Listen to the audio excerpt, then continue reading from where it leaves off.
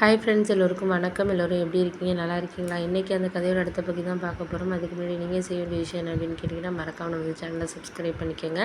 கீழே இருக்க பெல் பட்டனையும் கிளிக் பண்ணுங்கள். அப்போ தான் நான் போடுற வீடியோஸ் எல்லாமே உடனுக்குடனே நோட்டிஃபிகேஷன் வரும். ஸோ மறக்காமல் சேனலை சப்ஸ்கிரைப் பண்ணிவிட்டு வீடியோ பாருங்கள் ஃப்ரெண்ட்ஸ். வாங்க நம்ம கதைக்குள்ளே போகலாம். அதுக்கப்புறம் மாமா வீட்டை விட்டு கிளம்ப போனோன்னே எங்கள் அப்பா தடுத்து நிறுத்தினார். இது மாதிரி நீங்கள் இவன் சொல்கிற விஷயத்தையெல்லாம் நம்ம எல்லோரும் நம்ம சேர்ந்து பேசி முடிவு எடுக்கிறது தான். அவன் முடிவுல எல்லாம் கிடையாது. நான் பார்த்து சொல்கிறது தான் கீதா இது பண்ணுவான். நீங்கள் உட்காருங்க அப்படின்னு சொல்லிட்டு ஒரு மாதிரி சொன்னோன்னே எனக்கு கோவமாயிட்டு. நம்ம இவ்வளோ தூரம் சொல்கிறோம், அதை புரிஞ்சுக்காமல் இவர் பேசுகிறாரேன்னு சொல்லிட்டு, இல்லை மாமா நீங்கள் என்னை தப்பாக நினைக்கக்கூடாது.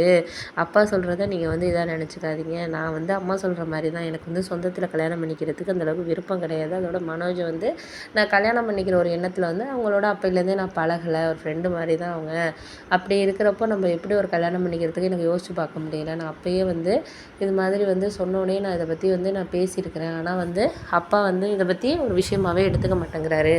நான் எவ்வளோ சொல்லி பார்த்துட்டேன் மாமா அப்படின்னோடனே அதை இவர் தான் ஒரு இதாக எடுத்துக்க மாட்டேங்கிறாரு அப்படின்னு சொன்னோன்னே, அதுக்கப்புறம் எங்கள் மாமா அவரால் ஒன்றும் சொல்ல முடியல. அதோட எங்கள் மாமி புரிஞ்சுக்கிட்டாங்க. இப்போ உள்ள பொண்ணுங்கள்லாம் அவங்க விருப்பத்துக்கு தான் கல்யாணம் பண்ணிக்கிறாங்க. நீங்கள் நம்ம விருப்பம் நம்ம சொந்தம் அப்படின்னு சொல்லிட்டு நீங்கள் ஏதாச்சும் பையன் வாழ்க்கையும் சரி அவள் வாழ்க்கையும் சரி ஏதாச்சும் இது பண்ணிடாதீங்க.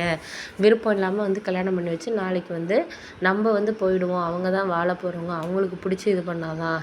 மனோஜுக்கு பிடிச்சிருக்கா என்னென்னு கூட நீங்களும் கேட்கல. அவனுக்கு என்ன விருப்பம் இருக்கோ அது அவனோட இதுதான். இப்போ இவளே இந்த அளவுக்கு சொல்கிறான்னா அவனுக்கும் ஏதாச்சும் மனசுக்குள்ள எண்ணங்கள் இருக்கும்.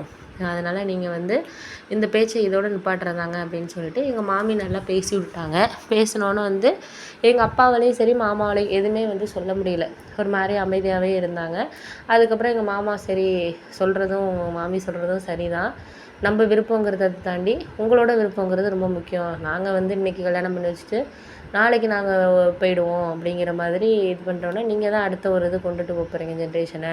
அதனால் உங்களுக்கு பிடிச்சிருக்கணுமா? சொன்னது கரெக்டு தான். எனக்கு புரியுது அப்படின்னு சொல்லிட்டு அதுக்கப்புறம் ஒன்றும் சொல்லலை. நாங்கள் கிளம்புறோம் மாப்பிள்ள அப்படின்னு சொல்லிட்டு எங்கள் மாமா கிளம்பிட்டார். எங்கள் மாமா கிளம்புனோன்னே எங்கள் அப்பா சொல்லவே வேண்டியதில்லை. எங்கள் அம்மாவை பிடிச்சிட்டு அவ்வளோ பேச்சு பேசினார். இது மாதிரி நீ தான் உன் பொண்ணை இப்போ தூண்டி விட்டு எல்லா வேலையும் பார்த்துக்கிட்டு இருக்க. நீ எனக்கு நல்லாவே தெரியும் உன் கதையெல்லாம் எல்லாமே. நீ வந்த மாதிரி என் பொண்ணையும் ஏதாச்சும் ஒன்றும் இல்லாத வீட்டில் கொண்டு கொடுக்கணும், அவள் கஷ்டப்படணும்னு நீ நினைக்கிற அப்படின்னு சொல்லிட்டு ஒரு மாதிரி பேசினோன்னே எங்கள் அம்மா ரொம்ப பொறுமையாக இருந்தவங்க பேச ஆரம்பிச்சிட்டாங்க. என்ன இல்லாத விட நீங்கள் இப்போ இல்லாத வீட்டு பொண்ணாக இருந்த வாசி தான் நீங்கள் கொண்டு வர காசை வச்சு நான் இந்த சிக்கனமாக குடும்பம் நடத்தி இன்றைக்கி ஒரு 2 வீடு வாடகைக்கு வருது. இவ்வளோ 2 பிள்ளைங்களை படிக்க வச்சுருக்கோம். ஒரு பையனை நல்ல ஒரு இடத்துல வேலைக்கு இது பண்ணியிருக்கிறோம். இவ்வளோ தூரம் நம்ம பண்ணிகிட்டு இருக்கோன்னா நீங்கள் ஒரு ரூபா கொடுத்துட்டு ஒருத்தட்ட வாங்குறதுக்கு உங்களுக்கு இது கிடையாது. நான் தான் திறமையாக எல்லாத்தையும் இன்றைக்கி சமாளிச்சுட்டு இருக்கேன். அப்படி இருக்கிறப்ப நீங்கள் என்னத்தை இப்படி சொல்கிறீங்க? என்ன இல்லாத வீடுன்னு சொல்கிறதுக்கு உங்களுக்கு என்ன இது இருக்குது? நீங்கள் ஒழுங்காக நேரம் ஒரு வசதியான வீட்டு பொண்ணை கல்யாணம் பண்ணிட்டு வந்தீங்கன்னா அது பண்ணுற ஒரு செலவுக்கு உங்களால் அந்த அளவுக்கு சமாளிச்சிருக்க முடியுமா? இல்லை இந்த அளவுக்கு தான் அந்த பொண்ணால் உங்களால் கொண்டுட்டு வந்திருக்க முடியுமா? யோசிச்சு பார்க்குறீங்களா? அப்படி இப்படின்னு எங்கள் அம்மாவும் கோவத்தில் பேசினாங்க.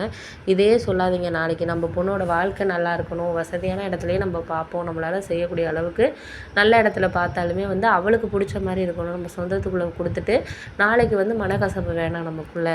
அதை புரிஞ்சுக்கோங்க. நீங்கள் நாளைக்கு நம்ம போய் இப்போ ஒரு பிரத்தியாக இருந்தால் கூட நம்ம போய் கேட்கலாம். அது மாதிரி ஏன் இப்படி நீங்கள் பண்ணுறீங்க, ஏதாச்சும் ஒரு கஷ்டம் நம்ம பொண்ணுக்குன்னா கூட நம்ம இந்த உரிமையாக கேட்கலாம். ஆனால் இவங்ககிட்ட சொந்தக்காரங்கள்ட்ட கொடுத்தோம்னா கண்டிப்பாக நம்ம உரிமையாக கேட்க முடியாது, பண்ண முடியாது. அதை புரிஞ்சுக்கங்க எதாக இருந்தாலும் அப்படின்னோடனே சரி எதுவும் யோசிச்சுக்கிட்டு நீ இது பண்ணிக்கிட்டு இருக்காத.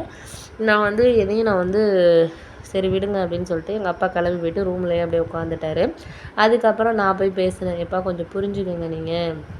நீங்களே பாருங்கள் மாப்பிள்ளை, நான் என்ன யாராச்சும் லவ் பண்ணுறேன்னா செய்கிறேன்னா ஒன்றும் இல்லை. நீங்களே பாருங்கப்பா, மாமா விட நம்ம ரிலேட்டிவில் வேண்டாம். அதை தான் நான் உங்கள்கிட்ட சொல்கிறக்கூடிய விஷயம்.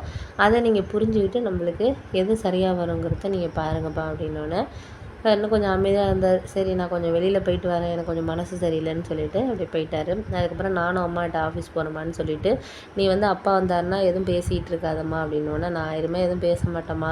நல்ல வேளை நீ நீயா சொன்ன, இல்லாட்டின்னு வச்சுக்கேன் இந்த பிரச்சனை இன்னும் ஒரு இதாக இருக்கும். என்ன எல்லோரும் சேர்ந்து பிடிச்சிக்கிட்டு இருப்பாங்க. ஏன் அப்படின்னா நான் தான் இது பண்ணி விட்ருக்கேன் அப்படின்னு சொல்லிட்டு நீ அமைதியாக இல்லாமல் நீ பேசுனதுனால தான் உங்கள் மாமாவே அமைதியாகி போனார் பற்றியா அப்படின்னோடனே ஆமாம்மா எதாக இருந்தாலும் பேசணும், அமைதியாக இருந்தோன்னா எந்த இடத்துல அமைதியாக இருக்கணுமோ அந்த இடத்துல அமைதியாக இருக்கணும், எந்த இடத்துல பேசணுமோ அந்த இடத்துல பேசணும். அதை விட்டுட்டு நம்ம தேவையில்லாத இடங்களில் நம்ம பேசினோன்னா நம்மளுக்கு சரியாக வராது அப்படின்னு சொல்லிட்டு சொன்னோன்னே, சரி சரி நீ விடு, அதெல்லாம் பற்றி யோசிச்சுட்டு இருக்காத, எது நடக்குன்னு இருக்கோ அது நடக்கும் அப்படின்னு சொல்லிட்டு சொன்னோன்னே, சரி ஓகே பார்த்துக்கலாம் அப்படின்னு சொல்லிட்டு நான் வந்து ஆஃபீஸ் கிளம்பிட்டு கிளம்புறேம்மான்னு சொல்லிட்டு